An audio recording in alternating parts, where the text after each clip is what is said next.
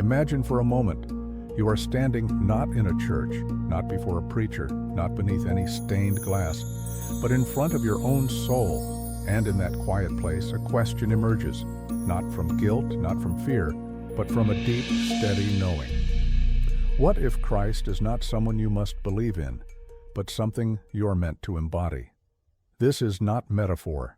This is not theology. This is the raw material of consciousness, the blueprint of wholeness placed inside you from the very beginning. As Emmet Fox once taught, Christ is not a man, it is not a person, it is the name of a certain state of consciousness. That's your starting point. So before we journey inward, I invite you to like and subscribe, but only if it truly resonates with your soul. Now, lean in, because what you're about to explore is not lofty mysticism, it's architecture. The divine design of the universe did not stop at the stars. It continued right into your own being. That Christ pattern is already present in you, latent, silent, waiting. It does not need to be summoned. It needs to be recognized. The problem is not that you're distant from God, it's that you've spent most of your time believing you are something else. You've inherited names, roles, masks, defenses. You've learned how to survive, but not how to see. And that's why the pattern stays buried. It's not hidden because it's secret. It's hidden because your mind has been taught to overlook it. You've been trained to chase perfection on the outside. Perfect behavior, perfect image, perfect belief. But the Christ consciousness cannot be earned or performed. It's revealed by remembering the truth and dissolving everything that contradicts it. The Christ pattern is wholeness. It is clarity, not confusion, confidence, not comparison, integrity, not image. It is the steady flame in the storm, the knowing amid noise. You felt glimpses of it in your strongest moments, in your deepest peace. It was never outside of you. To embody the Christ pattern is not to pretend. It is not to force yourself into calm. It is to align with the design of your being so purely that anything false begins to fall away without your effort. And yes, the world will still provoke you.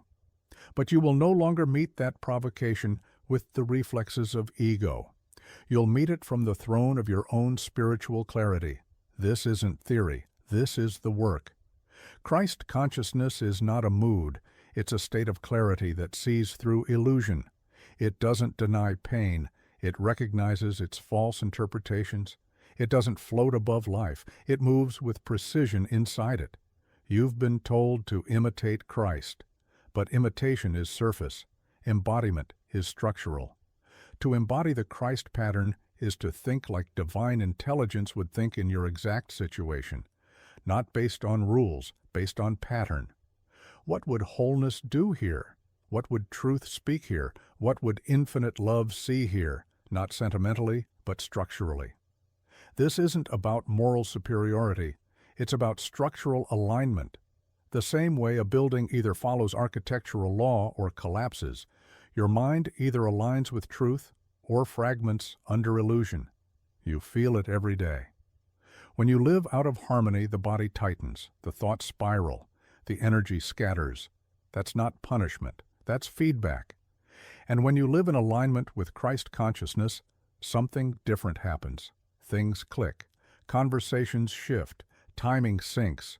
Even challenges begin to reorganize themselves around your inner stance. This is not magic, it's spiritual physics. You don't need to wait for someone to certify your readiness. The Christ pattern in you doesn't require permission. It requires recognition and then practice. Every pattern reveals itself through repetition.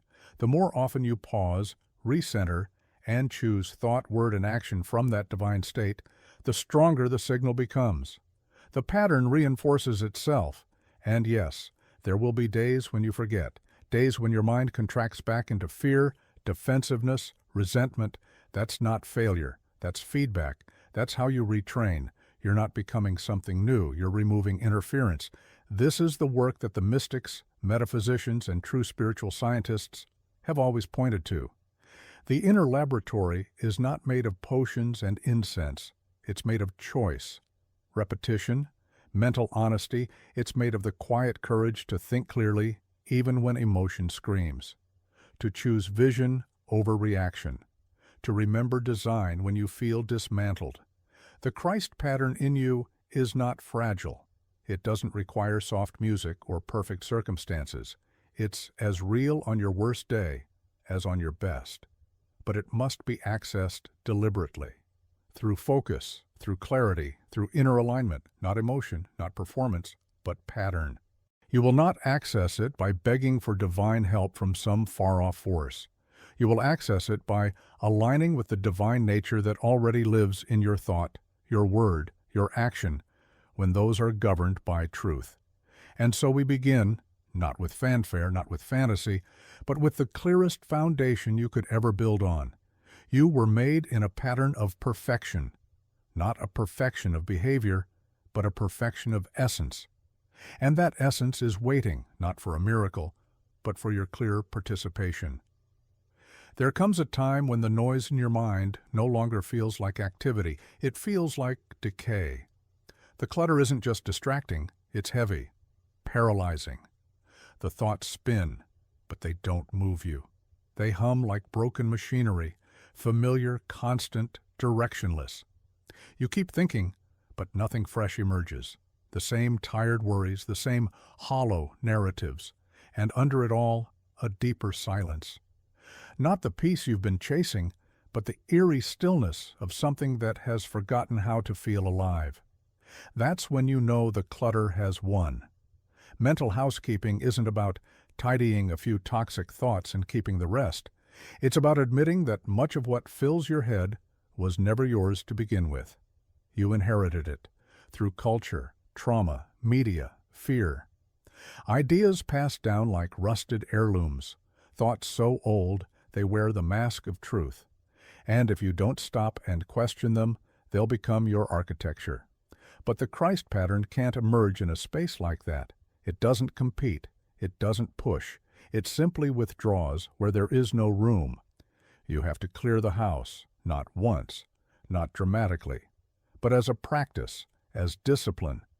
Because clarity is not a mood, it's a structure you maintain. And everything that doesn't match the integrity of that structure begins to rot the edges. You can feel it, that slight tension in the jaw when you pretend to agree with something you know isn't true, the shallow breath you take before saying yes when your soul screamed no, the subtle dulling of your vision after scrolling for hours through lives that aren't yours. These aren't small things. They are signals that you are no longer centered in your own field. And when you leave the center, the pattern warps. It begins so quietly. A hesitation here, a doubt there. Then suddenly, you're operating from the old self again. You've given the inner space back to ghosts. And the worst part? You feel it. You know you've left something sacred behind. You can't name it, but it aches. A kind of spiritual numbness creeps in. Your words sound hollow, your desires feel mechanical, your dreams play like reruns. You smile, but it's muscle memory. You nod, but you're not present. You're somewhere else, trapped under layers of thought that don't love you. This is what Emmet Fox meant when he said the mind must be cleaned like a lens, because even a little distortion clouds the entire vision. You can't fake this work. The pattern demands space. And it is ruthless about what that space must be. So what's the work? Not purging every negative thought with force. That only makes them louder. The work is to recognize what no longer belongs and stop giving it authority. To catch the lie before it builds a room. You don't argue with it. You don't dress it up. You simply stop furnishing it with your focus. And this requires something most people avoid: silence. Not the kind filled with spa music or empty mantras. Real silence. The kind where you come face to face with your own neglected thoughts and don't immediately run. The kind where you realize that most of your inner world has been shaped by avoidance, not design. That's the break moment. When you see it all for what it is, not dramatic, not romantic, just false. And when you feel that dead zone inside you, the place that's gone dim, you don't flinch. You name it. You grieve it.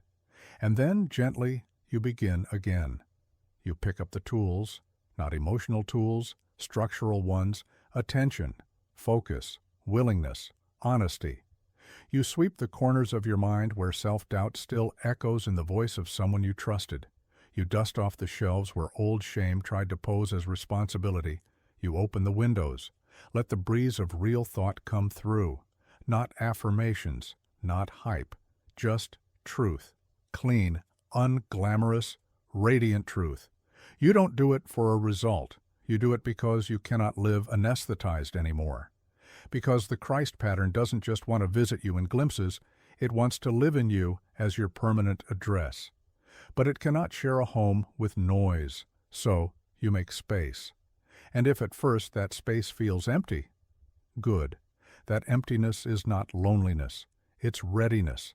Let it echo, let it ring with the sound of old thoughts leaving. Let it hurt a little. That ache means you're alive again.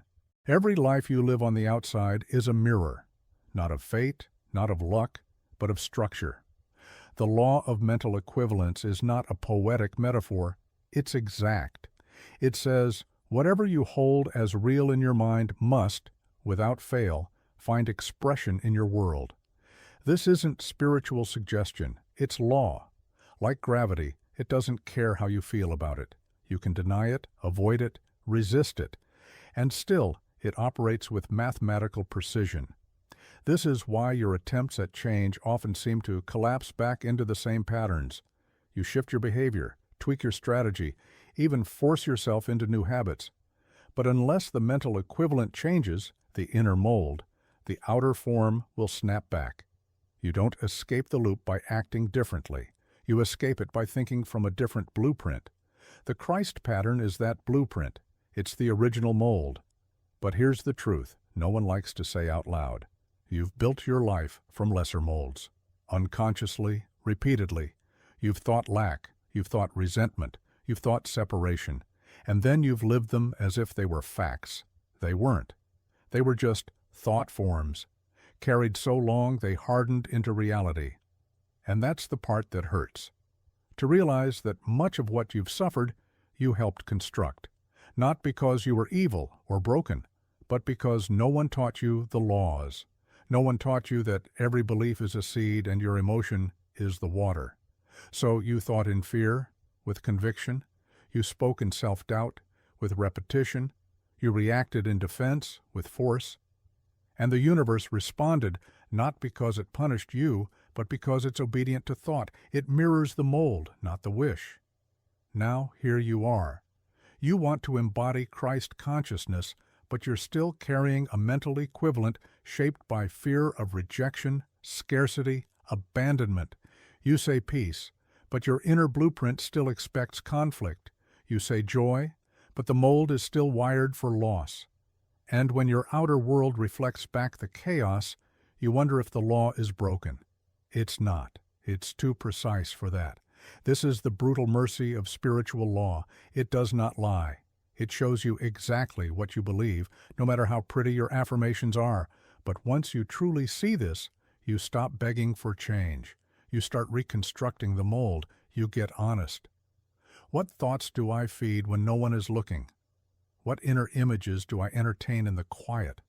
What outcome do I secretly brace myself for, even as I claim faith? These aren't rhetorical questions. They are access points to the code. Because the Christ pattern doesn't operate through fantasy, it functions through congruence. You cannot think like a victim and expect to live like a creator. You cannot feel like an outsider and manifest intimacy. You cannot secretly believe in struggle and walk in divine ease. The pattern won't allow it, not because it's punishing, but because it's pure. When the pattern is present in your consciousness, there's no inner conflict. You're no longer bouncing between hope and doubt, trying to force outcomes. You think clearly. You feel congruent. You act from alignment. And results begin to match, not because you force the universe to obey you, but because you've made yourself identical to the truth. That's the rise, the part where things begin to click, where your speech becomes cleaner, your emotions lighter, your expectations calmer. You don't chase anymore. You don't rehearse drama in your mind. You move differently. Your days are shaped from the inside out. And then something cracks, a challenge hits, an old trigger resurfaces, someone betrays you, or maybe it's just a wave of emptiness that appears out of nowhere. You feel like you've lost the pattern. The energy dips, the clarity thins. This is the sink, and it is sacred. Because here's the hidden law most people never study. Every true transformation must pass through a dark echo of the old. Not as punishment, as proof. It's in the dip that you learn if the new mold is strong enough to hold you, if you can think truth even when your emotions beg for the old story. If you can hold the pattern through the break. Most people don't. They collapse back into reaction. They assume the dip means failure, but it doesn't. It's a test of structural integrity. This is where you meet yourself, in that quiet, vulnerable place where the old thoughts cry out for dominance, and the Christ pattern stands, not screaming, not pleading, just present, waiting for you to choose it again, not because you feel it, but because you know it. That is the break. And if you pass through it, even trembling, even uncertain, something changes. The mold sets. The pattern stabilizes. The outer begins to reconfigure, not because you forced it, but because you stayed. You stayed with the true thought longer than the false one. You honored law over emotion. You let the Christ within think through you. And that's when the law starts working, not just on your behalf, but as you. The mirror shifts. The life reshapes. Because the mold finally matches the message. Most people never realize how much of their life is shaped by what they feel, but not because they understand emotion. They fear it, suppress it, overindulge it, confuse it with truth. Emotion becomes either a burden or an escape. Rarely is it seen for what it truly is, the ignition behind creation. In the structure of consciousness, emotion is not noise, it is the voltage. The Christ pattern does not exclude emotion. It commands it. It does not deaden your feeling. It refines it into clarity. But if your emotion remains undisciplined, it becomes your saboteur. Not because it's evil, but because it flows into whatever thought structure is most available. And if your dominant structure is one of lack, pain, or revenge, your emotion becomes the fuel that builds that very reality. Emmet Fox said that feeling is the secret to prayer. That unless you feel the truth of the thing you seek, you do not plant it. You only talk about planting it. You can repeat all the spiritual words you want. But if the feeling is off, if the emotional engine is vibrating with fear, you are not moving toward Christ consciousness. You are reinforcing the illusion. And this is where the contradiction lives. You want joy, but your emotional current is still calibrated to disappointment. You want clarity, but your nervous system expects confusion. You crave divine order, but your body tenses every time things begin to align, as if peace itself is suspicious. You are emotionally fused to your old stories. And until you dissolve that bond, you will feel more yourself in pain than in peace. That is the quiet horror of unconscious living. You spend so long feeling broken that wholeness feels foreign. So what do? You don't reject emotion. You reclaim it. You begin to treat emotion not as a signal of truth, but as an amplifier of whatever thought pattern it's paired with. That means the real question isn't what do I feel, but what thought is this emotion serving? When rage comes, it's not enough to vent it or swallow it. You must ask, what am I trying to protect? What idea am I defending with this heat? Is it divine or is it ego? When sadness arises, don't try to escape it or glorify it. Ask, what is the underlying belief here that I am alone, that I have failed, that love left me? Does that belief match the pattern of truth? The Christ pattern doesn't deny emotion. It filters it through clarity. You don't become less feeling, you become more precise in how you feel. But here's the catch. This kind of emotional precision requires endurance. Because when you stop feeding reactive emotions, there's often a silence that feels unbearable. A strange hollowness. It feels like something has died, and it has. The old emotional patterns, the familiar surges of drama, the cozy identity of the wounded one, they begin to dissolve, and for a while there is no rush of energy, no spiritual high, just quiet, just space, just a void where once there was noise. This is the point where most people run, back to the drama, back to the story, back to the chemical rush of familiar suffering. But if you can stay, if you can remain in the silence long enough to let the new emotional alignment take hold, something else begins to rise. Not euphoric, not theatrical, just steady, real. A feeling of presence begins to grow, not reactive, not grand, but grounded. You start to feel a subtle joy that isn't tied to any event. You begin to experience love without grasping. You notice a calm that holds, even in discomfort. This is not the emotion of the old self. This is the emotional tone of truth, and it's not loud. That's what makes it so disorienting at first. You're used to intensity as proof of meaning. But the Christ pattern doesn't scream. It radiates.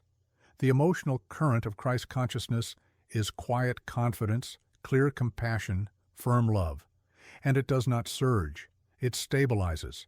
So when you feel nothing, don't panic.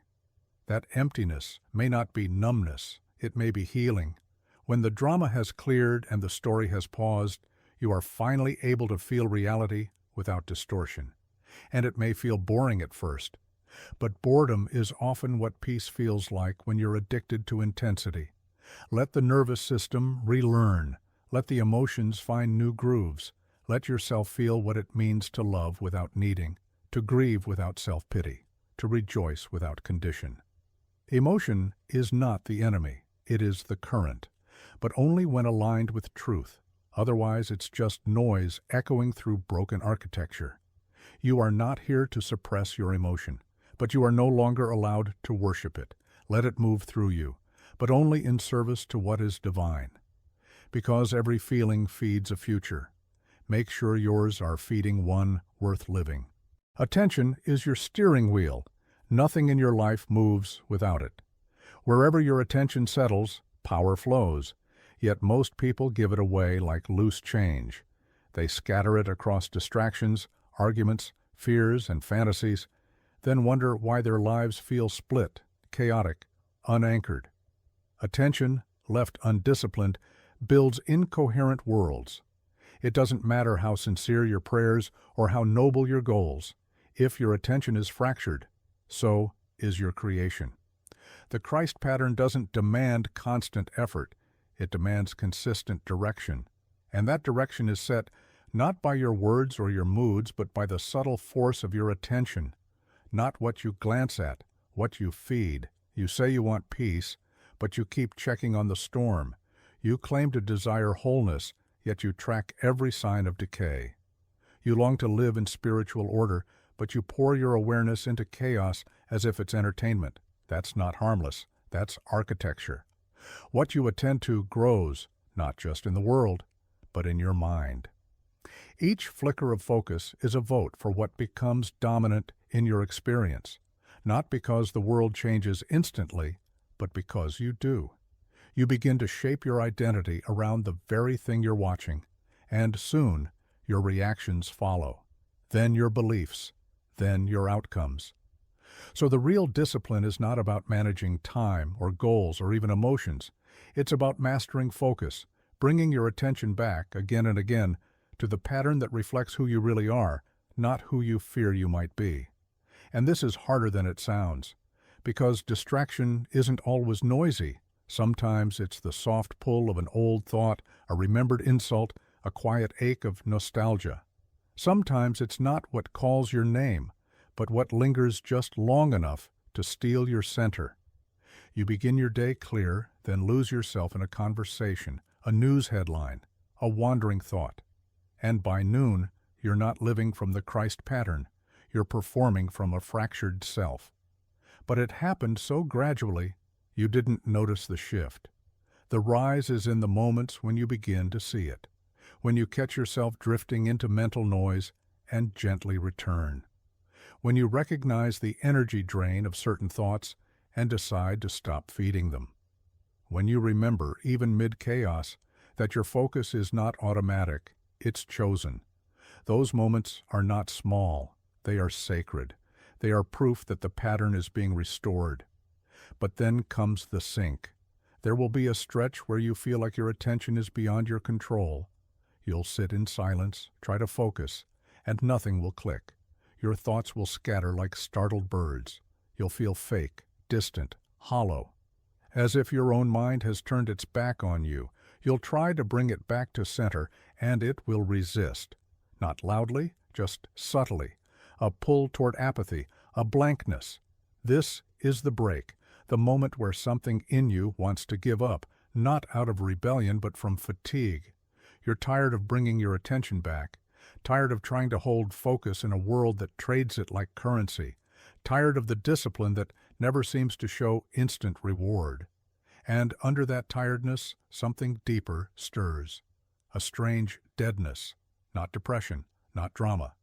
Just a dim, aching sense that maybe none of this matters, that maybe it's all talk, that maybe you're not cut out for this kind of clarity. Let yourself feel that. Not to indulge it, but to recognize it as the echo of a self that was built on reaction. A self that only knew how to move when pulled. A self that did not yet believe in its power to direct. That self is dying, and what you're feeling is not its truth, but its ghost. You're standing at the threshold between drifting and choosing. And yes, there is grief. Because for so long, drifting gave you an identity. You were the observer, the survivor, the one life happened to. To become the one who chooses, that is terrifying and liberating. So you stay. You don't force clarity. You don't perform presence. You simply choose to be still, to place your attention gently on the thought you know is true, even if you don't yet feel it. You repeat the word that calls you back, not to impress God, but to align yourself with divine order. You say silently, I will not chase my thoughts today. I will guide them. And even if your mind resists, even if the stillness feels empty, you stay with it.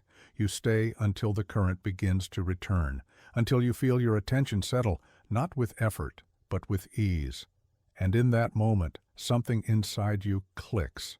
The world may not shift, your mood may not soar, but you know without question that you are back in the pattern, that your attention is no longer a hostage, that you are driving again. That is the beginning of spiritual mastery, not fireworks, not revelation, but ownership. Your life becomes steady, not because the world calms, but because you do. You stop scanning for danger, for validation, for distraction. You look where truth lives, and you stay there, not because it feels good every time, but because that's where the pattern builds. And that's where you become real. The personality you've built is not who you are. It's who you became to survive. The voice, the posture, the reflexes, they were formed over time, sculpted by reaction and shaped by approval. They helped you function. They helped you belong. But they were never your essence. The Christ pattern has no need for a mask.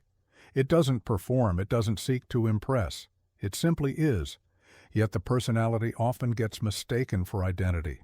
It's the voice you hear in your head, narrating your days, your worth, your story.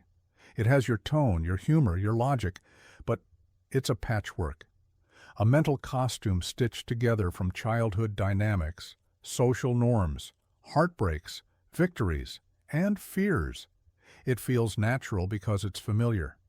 But it's not your root. Spiritual identity doesn't sound like the voice in your head. It doesn't need to.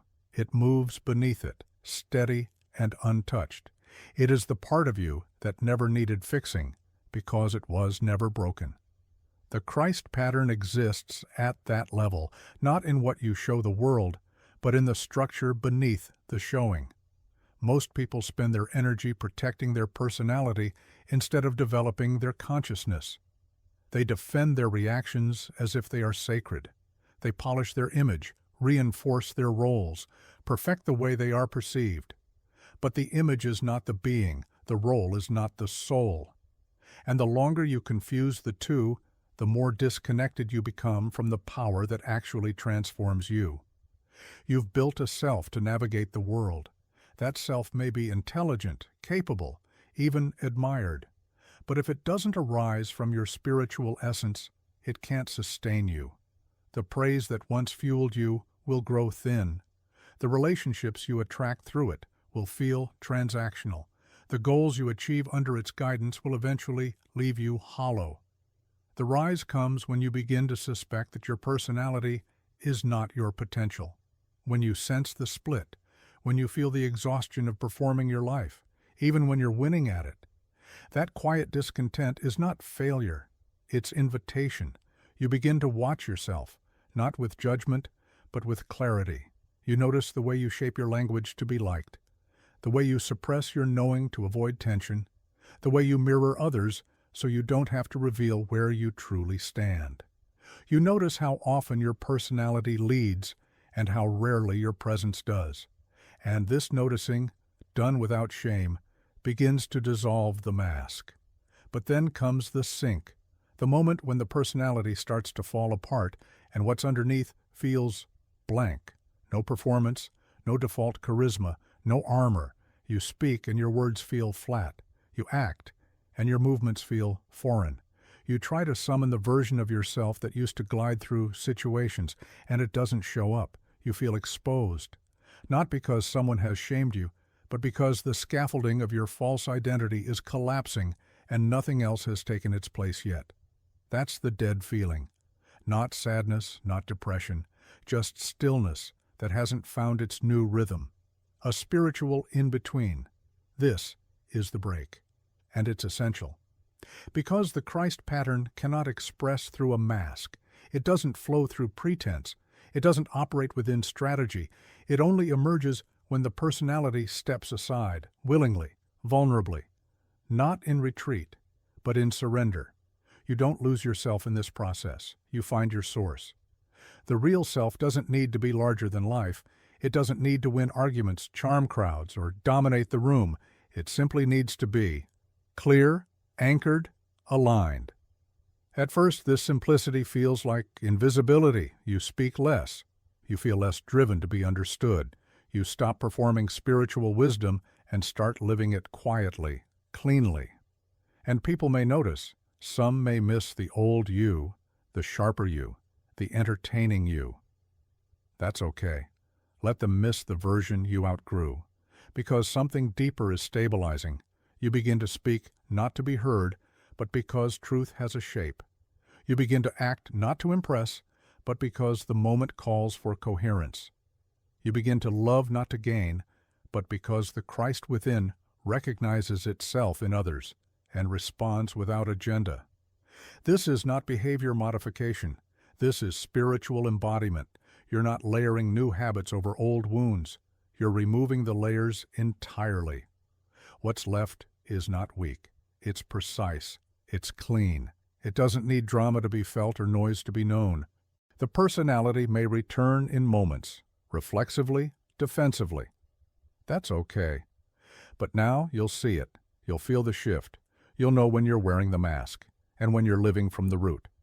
And every time you choose the root, the pattern strengthens. Every time you decline the performance and opt for presence, the Christ consciousness carves itself more deeply into your thought, your speech, your decisions. You are not here to impress the world with your identity. You are here to express the divine through your clarity. The world may reward the personality, but only the spirit can build the life that lasts. The Christ pattern is not something you summon in crisis. It's not a burst of courage or a moment of grace when all else fails. It is cause. It is blueprint. It is the original design of right thought, right relation, right flow. And unless your thinking is molded by that design, your actions will remain reactive, fragmented, conditional, no matter how well-intentioned they seem. You can't patch spiritual truth onto a mind formed by separation. The cause must be corrected. Otherwise, your life becomes a series of adjustments on the surface, shifting jobs, relationships, routines, while the underlying script remains untouched. True change begins where few are willing to look, the level of assumption. That means you must face what you fundamentally believe about life, about people, about yourself. Not the beliefs you speak in conversation, the ones you move from when no one is watching, the beliefs you use to justify why you shrink, why you chase, why you hold back. These are the assumptions that dictate your world, not because they're true, but because they're active. Emmet Fox spoke of this clearly. He wrote that the Christ is the perfect spiritual idea of you, the divine pattern held in the mind of God, not a projection, not a fantasy, a real design, flawless, whole, causal. It already exists, not as potential, but as law. Your only task is to align your thought with it. That sounds simple, but the implications are radical. You have to stop thinking from the place of need, stop speaking from the tone of lack, stop imagining from the posture of absence. That's the part no one warns you about. This level of spiritual clarity will cost you every cherished narrative you've built around your struggle. Not because the stories are evil, but because they no longer match the pattern. And when the pattern becomes your cause, something strange happens. You stop feeling like you're improving yourself and start realizing you were never broken. You stop reaching for better thoughts and begin thinking from the original. There's a stillness in that, a strength, but also a disorientation. This is the rise. You start thinking as if wholeness is already present, not visualizing it as some future goal, but thinking from it, now, speaking as if it's true, choosing as if it's law. And you begin to notice the outer world responding, not instantly, but inevitably. Doors shift, conversations turn, circumstances bend. But then comes the sink. The personality begins to panic, not always loudly, sometimes in small, nervous impulses. You feel uneasy, almost guilty, for walking in peace when you used to walk in effort. You miss the tension. You look for problems. And when things start going well, you get suspicious. The pattern feels too clean, too simple. And because it doesn't match the old rhythm of struggle, part of you feels dead inside, not in despair, but in unfamiliar stillness. That stillness is the break, the pause between who you were and who you're becoming. It's not dramatic. It doesn't cry out. It's quiet. It's dry. You feel like something should be happening, but it's not. You wait for some sign that this path is working, and all you get is silence. This is where the old self used to intervene, stirring up worry just to feel something. But if you can stay in that silence, something deeper begins to stabilize. You realize that your thinking is no longer chasing results. It's beginning to be the result. You're not applying truth to circumstances. You're thinking from truth itself. You're not using principles to fix the world. You're using them to create from the center of being. That shift changes everything. Now when fear arises, you don't argue with it. You don't manage it. You see it as incompatible with the pattern, and you drop it. When confusion comes, you don't fight it. You recognize it as a symptom of disconnection, and you return to clarity. You're no longer in the tug-of-war between belief and doubt. You are thinking from a place that doesn't contain doubt. Not because you're forcing certainty, but because the pattern has no opposite. This is not blind faith. It's structured trust, not a hope, a law. When you operate from the Christ pattern as cause, you stop looking for miracles. You realize you are one, not metaphorically, functionally. You are the point through which divine mind creates order. And when you stop misusing your thought, that order reveals itself as your life.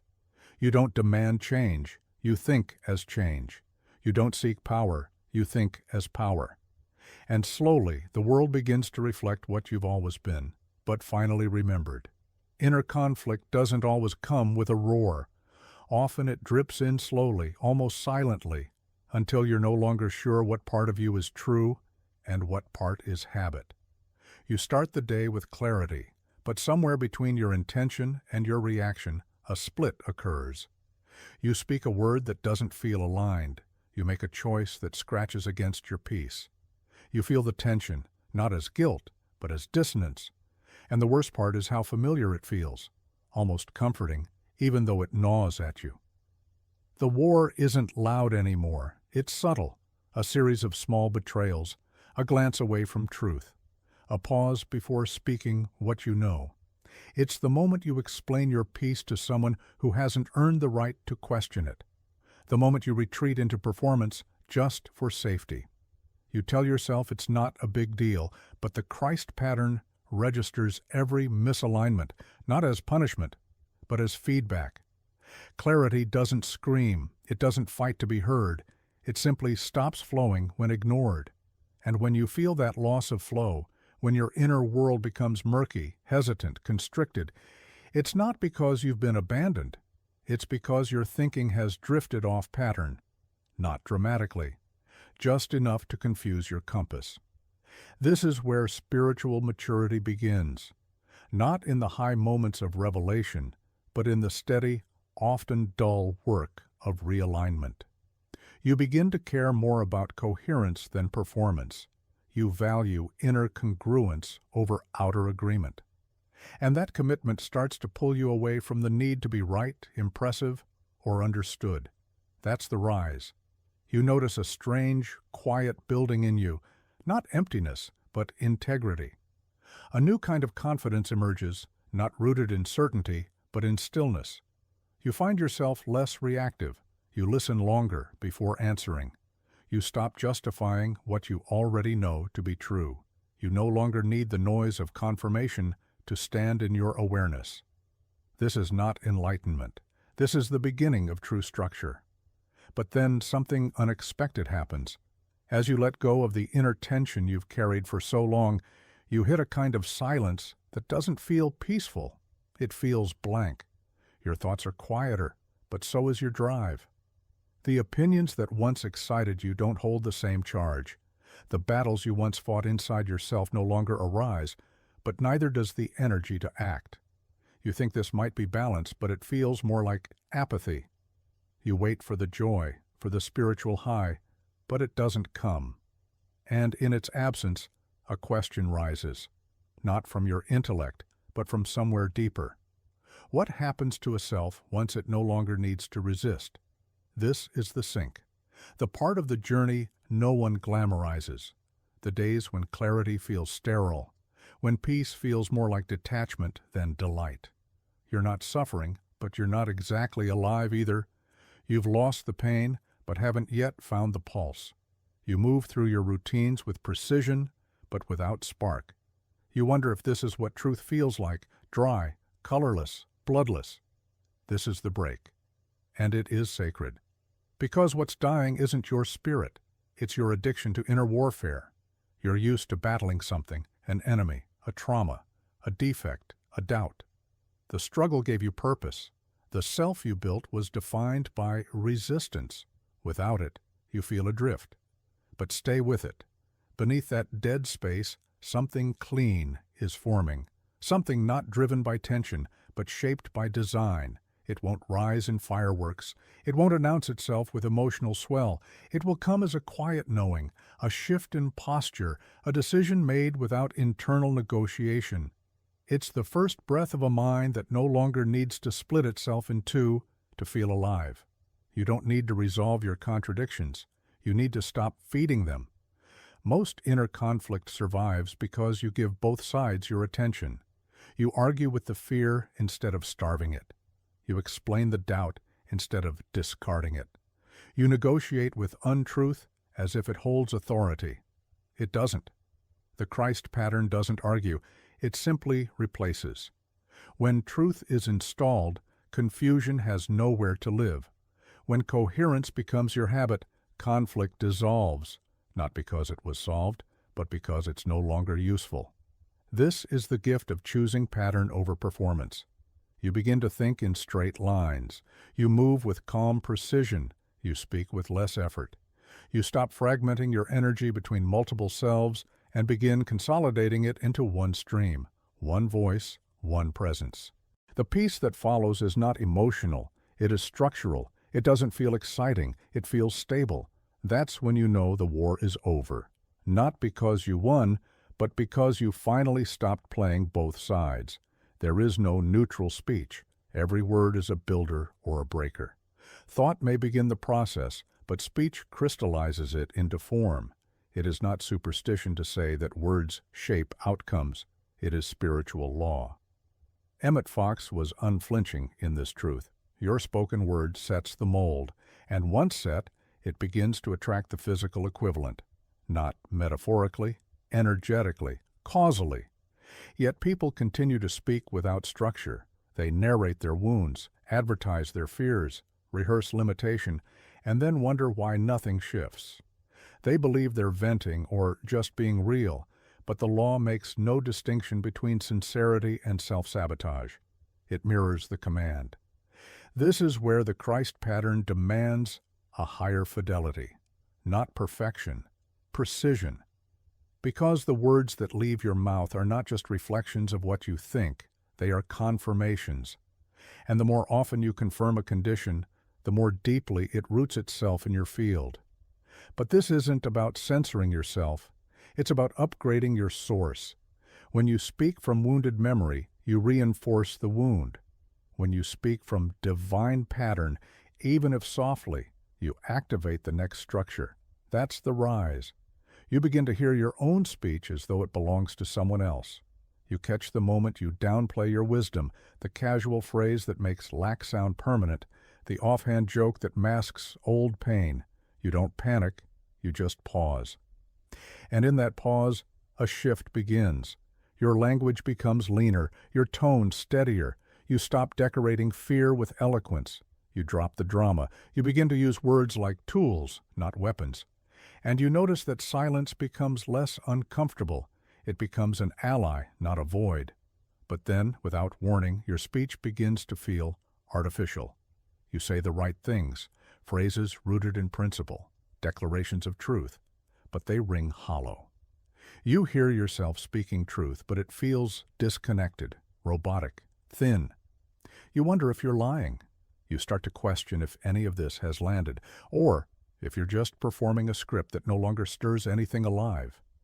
This is the sink, the moment where spiritual language begins to feel like theater, where affirmations taste like ash, where even the most powerful words sound like noise against the dry silence within, and it doesn't just feel off, it feels dead, not tragic, not despairing, just lifeless, like pressing a button that no longer triggers anything.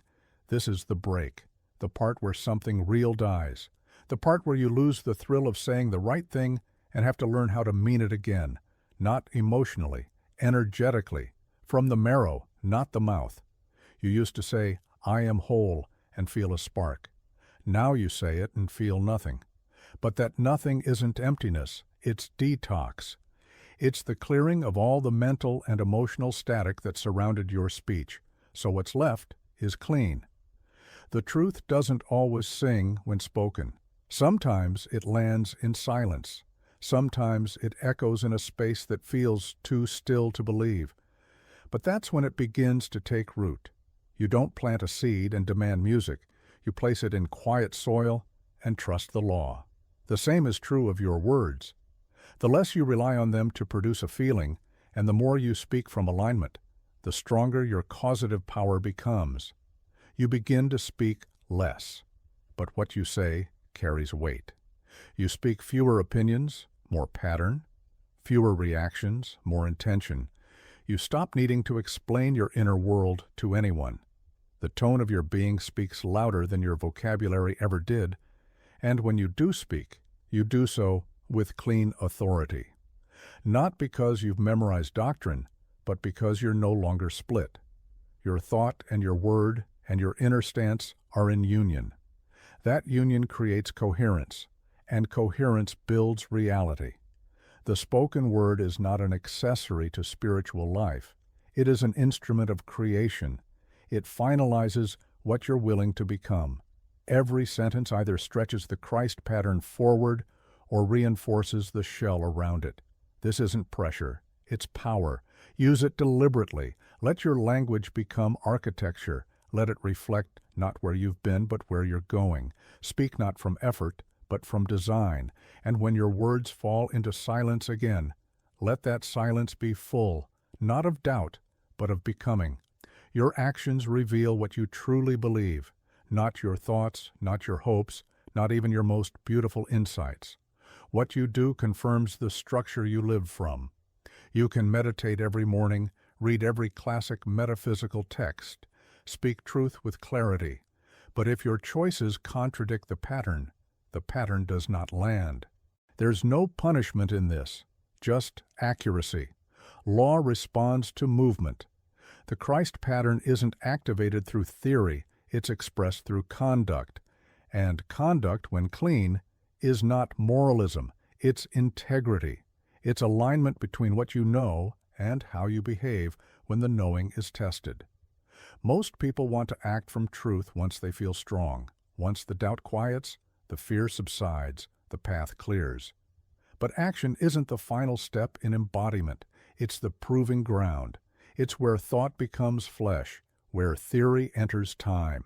And for many, that's where the collapse happens, not from weakness, but hesitation. You tell yourself you'll apply the principle once things settle, but the waiting becomes a way of hiding. You delay the conversation, the boundary, the departure, the leap. You wait for clarity to feel perfect before you move. But the pattern doesn't grow in stillness alone. It grows through congruent action. That's the rise, when you begin to walk even as your voice shakes, when you make the choice not because it's easy or smooth, but because you can no longer betray the pattern. You cancel the plan, you speak the truth, you hold the line, because peace demands it, even if the outcome is uncertain. You feel real, not elated, not invincible, but clean. Your body may tremble, your breath may shorten, but inside there is a strange steadiness, not because everything is resolved, but because you are no longer hiding from yourself. Then the silence comes. You expect reward, you expect confirmation. Instead, there's nothing, no applause, no relief, just stillness, a long stretch of hours or days where you wonder whether anything changed at all. You replay the action in your mind, unsure if you did the right thing. You start to feel disconnected, flattened. This is the sink. You've stepped forward in alignment, but the old self, the part that fed on reaction and feedback, doesn't know how to survive in this new environment. Without its usual rush, without a spike of adrenaline or emotional payoff, it begins to wither, not with drama, just with silence. You wonder if your action meant anything, if you misread the moment. You doubt not the principle, but your execution. You question the timing, the tone, the method. And under all those doubts lives something deeper, a grief, a quiet sorrow for all the time you spent knowing what to do, but not doing it. This is the break, where the old rhythm ends and the new one hasn't yet begun, where you've finally acted from truth, but the reality around you hasn't shifted yet. It's the valley between cause and visible effect. And it's where many people fall back, because when the pattern doesn't pay immediately, the old mind rises up, offering safety, approval, validation. You think maybe you moved too soon, maybe you should have waited. Maybe this truth is only meant for inner practice, not outer risk. But no. This space is not a mistake. It's confirmation. Every time you act in alignment with Christ consciousness, and nothing appears to change, the law is not silent. It is arranging. You just don't see it yet. And this lack of immediate feedback is not evidence of failure. It's evidence of fidelity. Can you act in truth without the reward? Can you move from spirit even when your body still shakes? Can you let your actions become statements of being, not tools for approval? If you can, the pattern begins to lock in. It becomes harder to act from falsehood, harder to delay, harder to distort. Not because you're rigid, but because you've tasted integrity, and nothing else compares. You begin to make decisions with quiet speed. You don't over-explain. You don't justify. You simply move. Not rashly, but clearly. Because the action now flows from identity, not from calculation. And the identity has changed, not because of what you said, but because of what you finally did. There is a moment in every path of embodiment where reaction tries to reclaim the throne, not because you're weak, but because the old nervous system doesn't dissolve in silence. It tests its return. It waits for the exact circumstance that once unraveled you, and it knocks, sometimes loudly, sometimes with a whisper you almost miss. And then you feel it, that old surge, the grip in the chest, the snap in your tone, the tightening before the defense. This is not failure, it's exposure. When you live from the Christ pattern, it's not that emotion disappears, it's that it no longer governs. But emotion remembers, especially in the places where pain once shaped your instincts. It waits in the shadows of familiar situations, the sharp comment, the delayed response, the shift in tone that once triggered a lifetime of self-protection. It arrives not to punish, but to test the structure you say you now live by. You react, or almost react. And even the near miss feels like collapse. That's the moment most people decide they haven't grown. They tell themselves they've fallen, that all the clarity was performance, that the peace was temporary. This is not a regression, it's a reckoning. The Christ pattern isn't just visible in moments of stillness. It must also govern through heat, through friction, through rupture. To embody it, you must learn to remain present when your biology screams for escape. You must train your awareness not to suppress the fire, but to witness it without fusion. This is the rise. You feel the pull to lash out, to defend, to explain. And you pause, not always perfectly, but consciously. You delay the reflex. You choose to observe before speaking. Maybe you speak at all, maybe you don't. But something different moves in you. Not the old protector, not the frightened child, something cleaner, quieter, stronger. It's small at first, measured. You don't always know what to do instead. You just know you won't do what you used to. And in that hesitation, space opens, not comfort, but space. And space is enough. Then the drain sets in. After the interaction, after the restraint, after the clarity, you feel tired. Not like after a sprint. More like after a fast. Empty, uncertain, dry. You question whether you were strong or just emotionally numb. You look back at the moment and search for meaning. Did it land? Was it seen? Did anything actually change? This is the sink. You expect reward for spiritual maturity. You expect ease to follow peace. But what follows is often void, a dead feeling, the ghost of the reaction that didn't get expressed. It doesn't go away instantly. It hangs in the body like smoke after a fire that never fully burned. You didn't explode, but something in you still smolders. This is the break. Because for years, your reactions kept you warm. They made you feel alive, even if only through chaos. They gave you rhythm, identity, certainty. Without them, you feel unfamiliar to yourself. Like someone walking in their own body for the first time, not disembodied, just unpatterned. And that emptiness is frightening. It makes you wonder if you've lost something vital, if calm is actually dissociation, if non-reaction means disengagement. But stay here. Let the silence teach you that peace doesn't always arrive with softness. Sometimes it shows up through subtraction, through the absence of noise you once called passion, through the steadying of energy you once thought was your personality. Eventually, you realize that peace has a shape. It's not soft, it's firm. It holds you, but it does not perform for you. It doesn't chase feeling. It doesn't need to. It simply replaces the old rhythm with one that can hold power without motion. And that's the shift. You begin to respond from the pattern, not from your history. You feel the fire rise, and instead of suppressing it or surrendering to it, you let it burn in a clean container. You learn to metabolize energy without explosion, to feel everything without handing it your authority. The Christ pattern is not void of emotion. It just reassigns it. It doesn't demand you be less human. It demands that your humanity express truth. So when the old patterns return, and they will, you greet them not as enemies, but as visitors. You give them no room, but also no war. You stay centered. You respond, if response is needed, or you remain still, not as avoidance, as sovereignty. And over time, reaction no longer feels powerful. It feels outdated, like a script that doesn't fit the character you've become. This is when you know the pattern has taken root. Not because you've become cold, but because you've become steady. The world may continue to shout. You don't. You build in silence now. And your presence does what your reactions never could. It transforms the atmosphere without noise.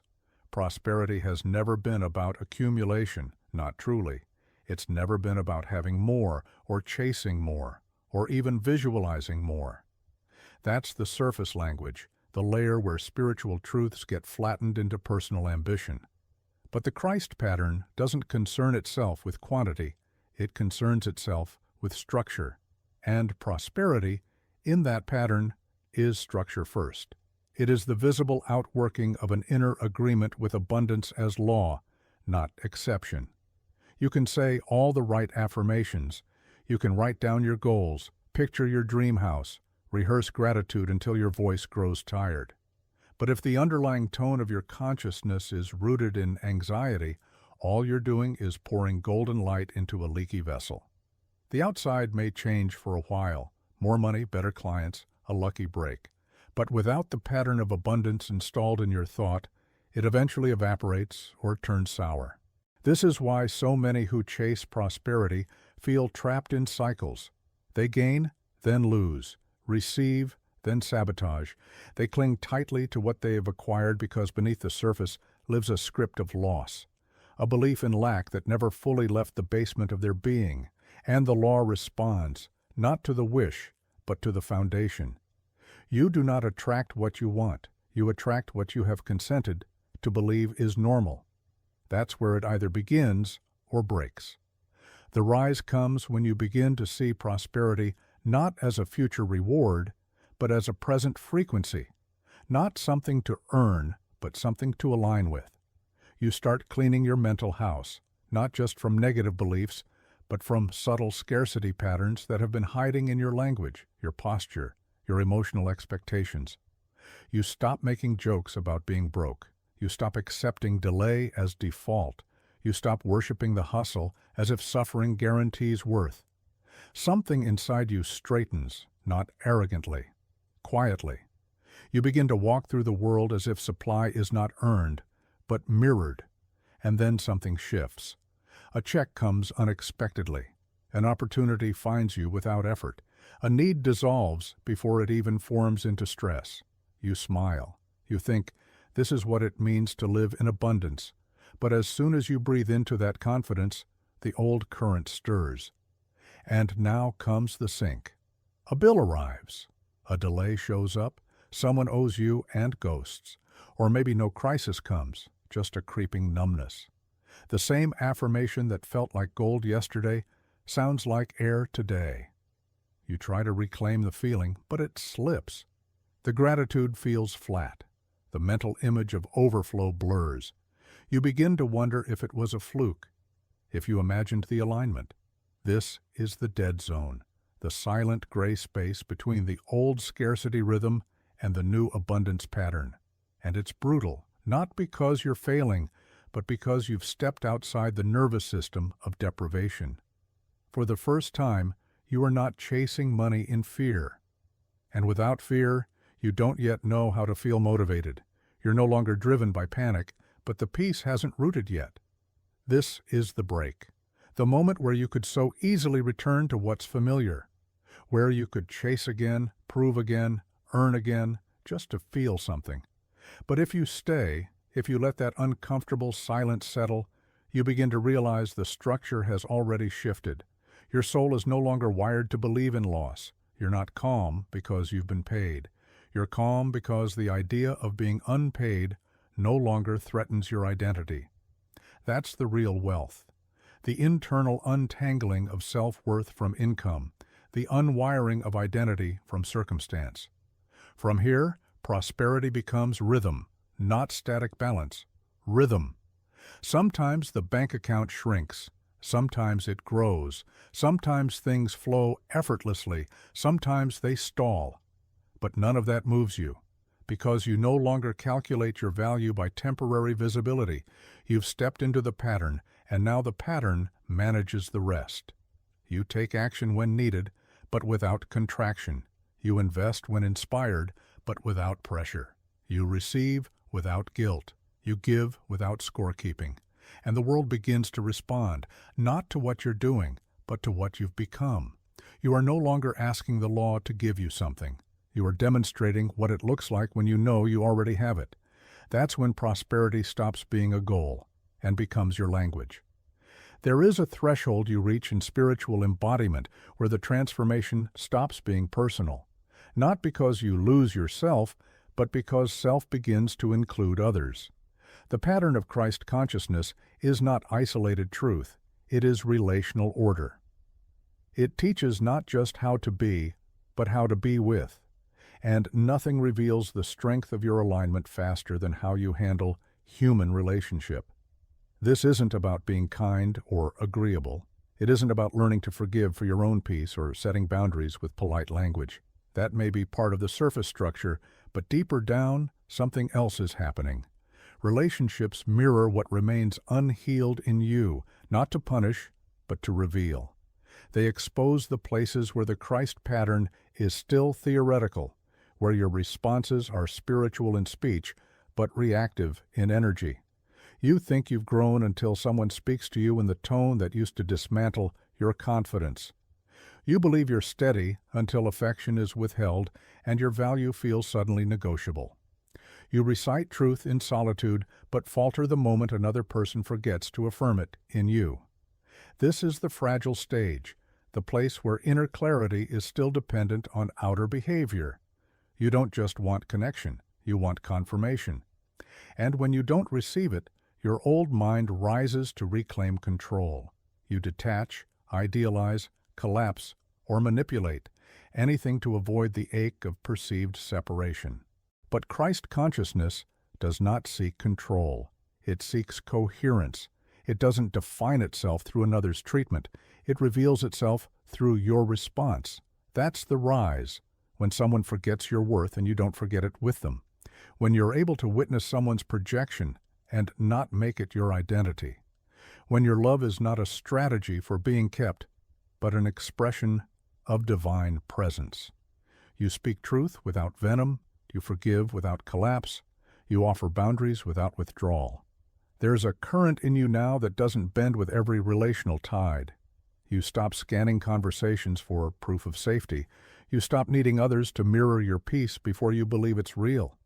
You begin to love with a kind of detachment, not coldness, but spaciousness. You allow others to be as they are without shaping yourself to their storm. But then comes the silence. You look around at your life and notice that something has changed. People are quieter. Interactions feel thinner. The pull of certain relationships weakens. Even old emotional bonds seem less charged. And at first, it feels like progress, like you've finally risen above the noise, until it doesn't. This is the sink, the part no one writes poems about, where spiritual embodiment creates distance, not because you've isolated yourself, but because most people haven't caught up to your new frequency. Conversations that once excited you now sound hollow. Dynamics that once consumed you now feel childish. You try to connect, but your words fall flat. You try to explain, but realize there's nothing to explain. They're where they are, and you're no longer there, and then it hits. That strange dead weight in the chest, the grief of having outgrown people you still love, the ache of sitting across from someone you once needed, and realizing there is nothing left to pull from them. Not resentment, not rejection, just absence. This is the break, where the pattern severs cords not with anger, but with stillness, where your soul no longer waits to be seen or chosen. And yet, there is loss, not because anything was taken, but because you finally stopped asking for what they cannot give. You walk away, not out of judgment, but from recognition. You stay close, not from dependence, but from clarity. Your presence becomes sovereign. Your attachment becomes clean. And this shift isn't loud. It's barely perceptible. But it rewires everything. You no longer enter relationship to complete yourself. You no longer argue to be understood. You no longer give in exchange for identity. You become the stillness in the room, not detached, not passive, just unshakable. And that's when the pattern begins to attract new connection, from different levels, not faster or more exciting, but simpler, truer. You don't explain your energy anymore. You don't perform your spirituality. You just are.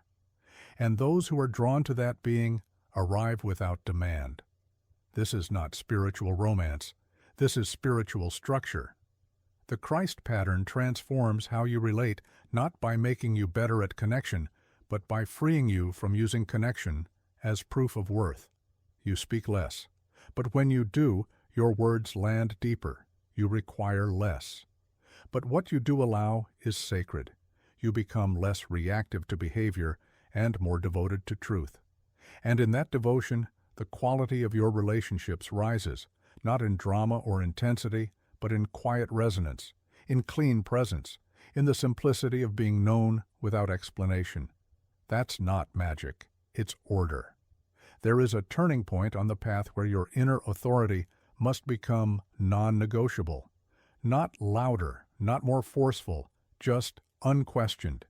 It is not about becoming defiant or superior.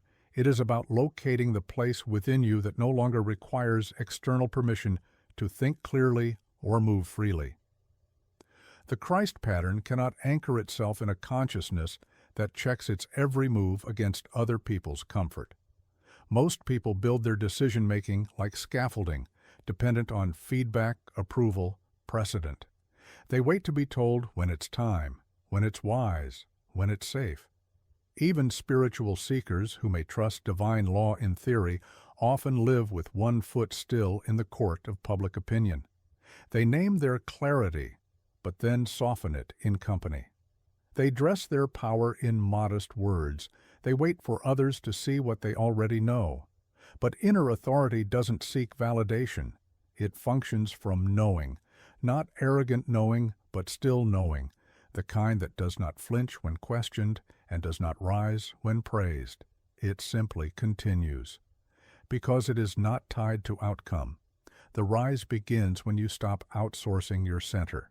You catch the subtle ways you adjust your tone to seem less certain. You notice how quickly you second-guess a clear decision when someone else hesitates.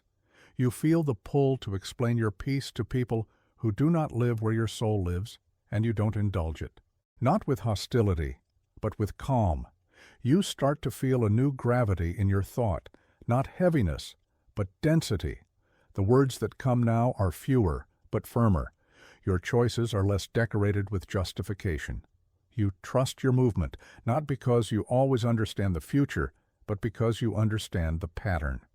And the pattern is speaking through you now, not just in meditation, but in meetings, in conversations, in the small yes, and the hidden no.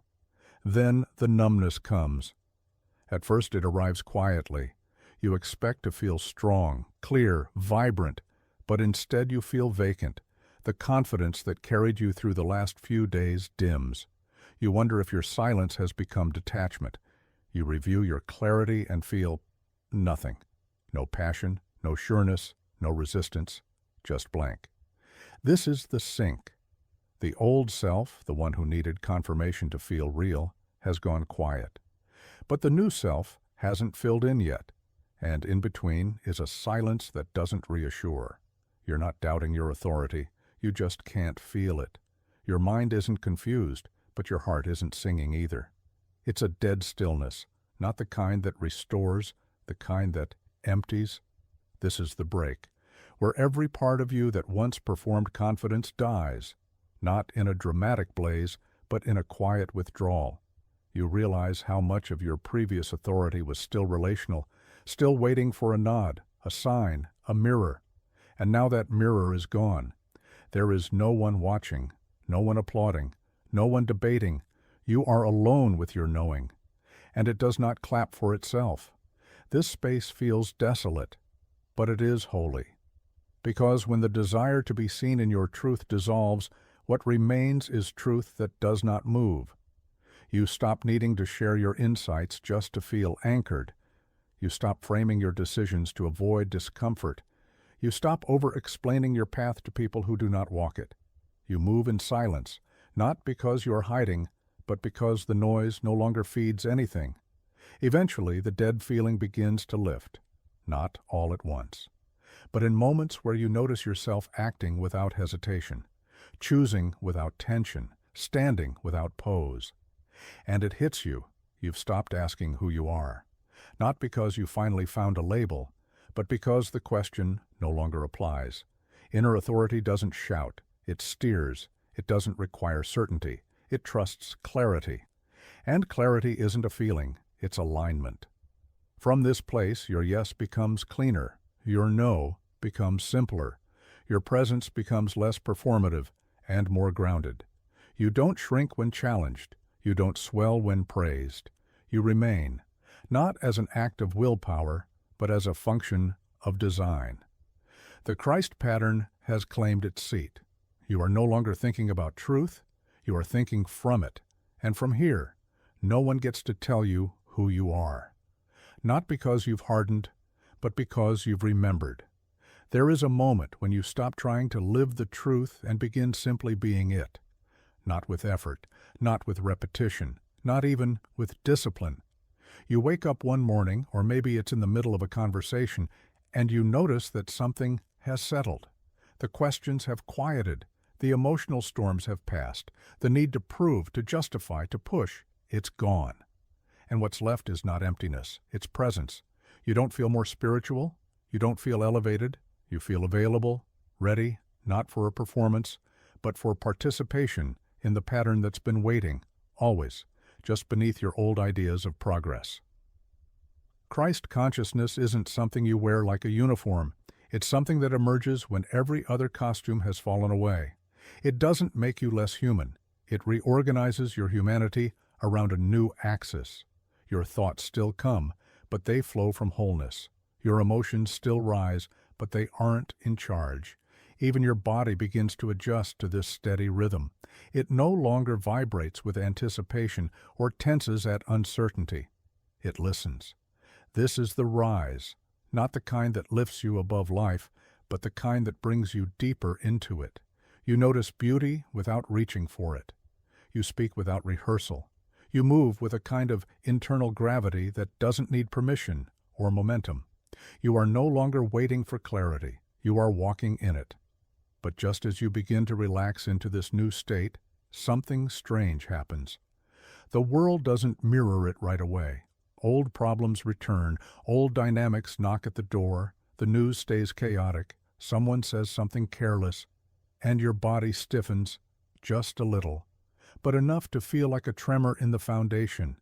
You expect the pattern to protect you from this.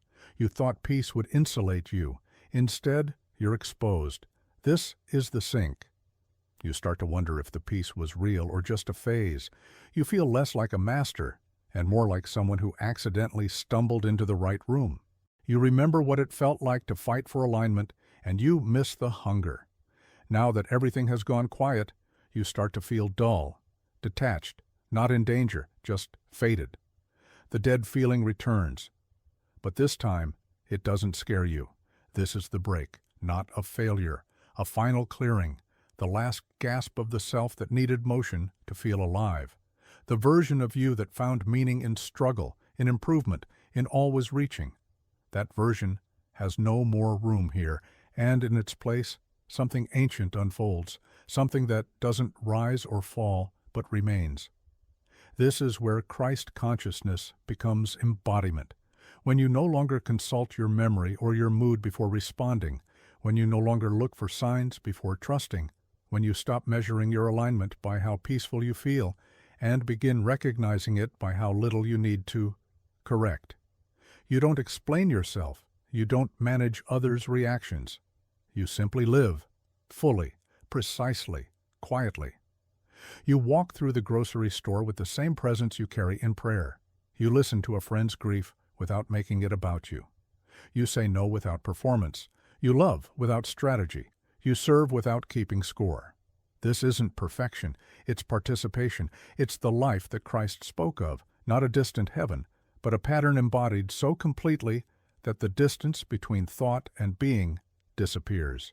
You no longer think about love. You express it. You no longer try to forgive. You see clearly. You no longer ask for guidance. You are guided.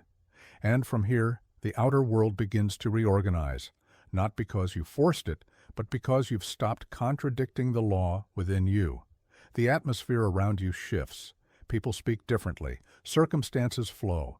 Even the moments of chaos seem choreographed by a deeper peace. You stop bracing for the next test. You've passed it, not by mastering the material, but by becoming it. The pattern is no longer something you remember, it's something you are. And when the next challenge comes, and it will, you won't rise to meet it. You'll already be standing. So now, you've walked through the entire arc, not as an idea, but as an unfolding. You've seen what it means to shed the old self, not violently, but precisely. You've stood at the center of your silence. You've met the deadness that follows real transformation. And you've continued anyway. That's the essence of Christ consciousness, not dramatic shifts, not dazzling revelations, but faithful embodiment. Thought by thought, word by word, action by action. Until truth becomes the default setting of your being, it's not always beautiful, it's not always comfortable, but it is always clear. You may still falter. That's not failure. That's memory echoing through a body that hasn't yet caught up. But now you know where home is, not a feeling, not a mood, a pattern, always available, never absent. You don't need to chase alignment anymore. You've seen what happens when you stop forcing and start choosing. You've seen how silence makes space for real power, how clarity cuts through drama, how stillness doesn't mean nothing is happening. It means everything is happening, cleanly, lawfully, without noise. So let this final moment settle in you, not as a high, not as inspiration, but as architecture. The walls have been cleared, the floor is steady, the windows are open. This is not where the journey ends. This is where it becomes sustainable. From here, you don't need to try to live as Christ, you simply do. Because the pattern lives in you now, not as a concept, not as an ideal, but as structure, breath, tone. And when the world stirs, as it always does, you'll feel it move around you, not through you. You've become the still point, you've become the pattern, and the pattern always remembers its source.